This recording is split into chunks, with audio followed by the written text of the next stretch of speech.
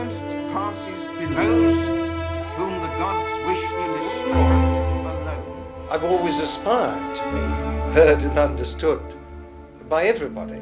I've little patience with a political appeal, which is a sectional appeal. Enoch Powell was well aware of the impact his speech would have.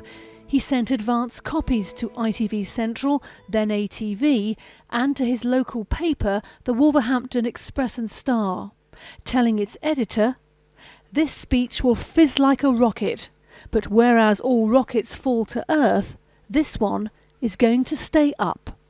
In this country, in 15 or 20 years' time, the black man will have the whip hand over the white man. He was speaking at a Birmingham hotel to an invited audience of Conservative supporters, but he knew his words would ring out to a far wider audience. It almost passes belief that at this moment, 20 to 30 additional immigrant children are arriving from overseas in Wolverhampton alone every week. And that means 15 or 20 additional families a decade or so hence. Those whom the gods wish to destroy, they first make mad. We must be mad. But the cameras in 1968 didn't capture the following words. Enoch Powell said, "As I look ahead, I'm filled with foreboding. Like the Roman, I seem to see the river Tiber foaming with much blood." The next day, Enoch Powell was sacked from the Conservative shadow cabinet by Ted Heath.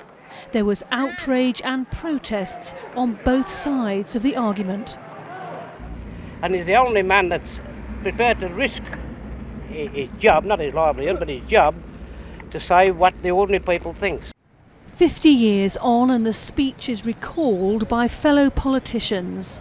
Paul Uppel is a member of the 20,000 strong Sikh population of Wolverhampton. He was the MP in Enoch Powell's old seat for 5 years. Dad came to UK in 1961, but he always remembers the speech in 1968 because after that speech was made, there was a palpable change in terms of the atmosphere. And for the first time, Mum and Dad always said they didn't actually feel welcome in the UK, and they'd never felt that before the speech. I think what we should look at is how Britain has matured and ultimately how Enoch Powell's predictions didn't come to pass. In fact, I'm a product of two cultures. I have a Christian first name and a Sikh surname, and I went to represent Wolverhampton South West. So in many ways, I think we should talk about it, but we should actually commemorate the fact that what Enoch predicted didn't come to pass. You are aware, are you not, that I'm opening a garden party? Yes. On the Saturday afternoon. Mm-hmm. A different view on the speech from the UKIP MEP Bill Etheridge.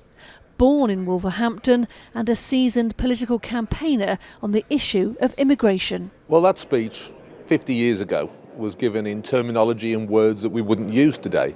But if you actually disseminate what he was trying to say and you look at the effects of uncontrolled mass immigration, I think there's a point to it. And I think as in many ways, Enoch Powell was a visionary who saw many things that were going to happen, like about the EU and various other things. And I think we need to understand the speech in modern terms and realise that it's something that still has massive resonance for people now.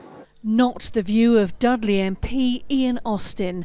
Reading back through the words, he says Enoch Powell was simply irresponsible and wrong. He'd based all this on anonymous letters he'd supposedly received. It was a dreadful speech. And the truth about the West Midlands is what's happened since, which is that people have come from all over the world and made a huge contribution to community life, to the economy in the West Midlands, the businesses that have been set up, the jobs that have been created. I think that's something that we should celebrate, and I think we should use this anniversary to say that Enoch Powell was completely wrong, and the predictions he made have not been proved true at all. A final word from the current MP for Wolverhampton South West, Eleanor Smith. We have to celebrate the cohesion, particularly in Wolverhampton, the community, and also across the country as well, because he did want it to have that divide. But what we have to do is celebrate where we are now.